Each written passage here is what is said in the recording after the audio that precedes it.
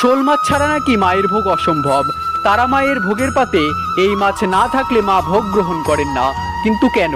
কথিত আছে, জয় দত্ত নামে এক সদাগর বাণিজ্য করতে বেরিয়ে চণ্ডীপুরে এসে বিশ্রাম নেবার জন্য নোঙর ফেলে। তখন তারাপীঠ পরিচিত ছিল চণ্ডীপুর নামে। চণ্ডীপুরে বণিক জয় দত্তের সঙ্গে ছিল তার ছেলে। হঠাৎ সেই ছেলেটিকে সাপে কামড়ায়, সঙ্গে সঙ্গে তার মৃত্যু হয়।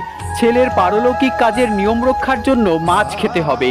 এইদিকে কারোরই মাছ ধরতে যাবার মতন অবস্থা নেই, তবুও মাছ তো চাই। শেষে একজন জীবিত কুণ্ডর পুকুর থেকে ধরে আনলো একটি শোল মাছ। মাছ কেটে ওই পুকুরেই ধুতে নিয়ে যায়।